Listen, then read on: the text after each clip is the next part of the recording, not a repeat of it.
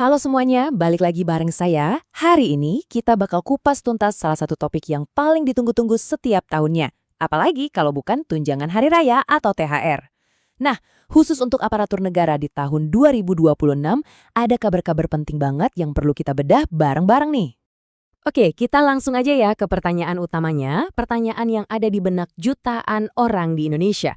Kapan sih THR ASN 2026 ini bakal cair? Tenang, dalam beberapa menit ke depan kita bakal dapat jawabannya langsung dari informasi resmi. Dan kabar baiknya, ada yang beda nih untuk tahun 2026. Pemerintah udah ngasih sinyal kuat kalau jadwal pencairan THR bakal dipercepat.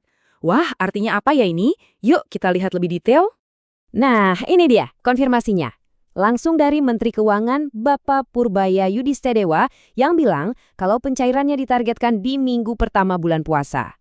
Ini nih kepastian yang bikin lega langsung dari orang nomor satu di bidang keuangan negara kita. Oke, jadwalnya udah mulai kelihatan. Pertanyaan selanjutnya, siapa aja nih yang bakal nerima THR ini? Jangan salah, jumlahnya nggak sedikit loh.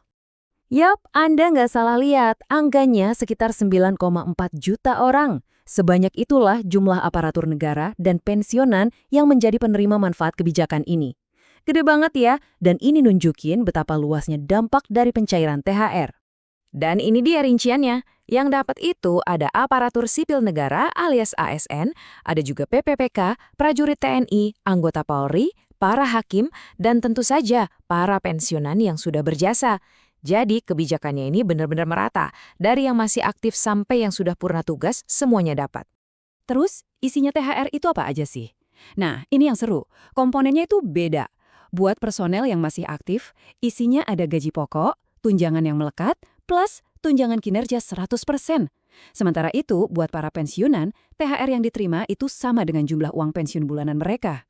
Sekarang, yuk kita ngomongin soal duitnya. Jelas dong, buat bayar THR jutaan orang ini butuh anggaran yang super besar. Seberapa besar sih emangnya? Siap-siap ya, pemerintah sudah menyiapkan anggaran sebesar 55 triliun rupiah buat bayar THR di tahun 2026. Angka ini tuh bagian dari total belanja negara di kuartal pertama yang jumlahnya 809 triliun. Ini benar-benar nunjukin kalau THR jadi prioritas. Nah, biar lebih kebayang, coba deh lihat perbandingannya. Anggaran 55 triliun di 2026 ini naik loh dari tahun sebelumnya yang ada di angka 49,9 triliun. Jadi intinya ada kenaikan alokasi dana yang cukup signifikan buat THR tahun ini. Oke, kita balik lagi ke jadwal pencairan. Biar kita benar-benar paham kenapa target baru ini penting banget, kita perlu bandingin sama pola tahun-tahun sebelumnya. Yuk, kita lihat biar gambaran lengkapnya jadi jelas. Coba deh perhatiin lini masa ini. Kalau pakai pola lama, dengan perkiraan lebaran itu tanggal 21 Maret, THR harusnya cair antara tanggal 11 sampai 15 Maret.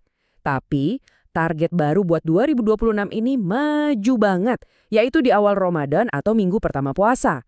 Ini pergeseran yang berarti banget. Jadi para penerima punya waktu lebih panjang buat merencanakan semua kebutuhan hari raya. Jadi setelah kita lihat semua detailnya, apa sih kesimpulan utamanya? Kenapa pengumuman ini jadi berita besar? Mari kita rangkum poin kuncinya. Intinya cuma satu, percepatan pencairan THR ini memberikan kepastian finansial.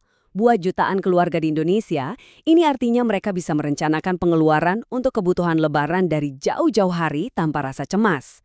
Mulai dari kebutuhan pokok, biaya transportasi mudik, dan lain-lain. Inilah inti dari kebijakan ini. Nah, sebagai penutup, saya mau lempar satu pertanyaan buat kita pikirkan bareng. Dengan disuntikannya dana triliunan rupiah ke masyarakat lebih awal dari biasanya, kira-kira apa ya dampak dominonya bagi perputaran roda ekonomi kita menjelang hari raya? Ini pertanyaan yang menarik banget. Terima kasih sudah menyimak. Sampai jumpa.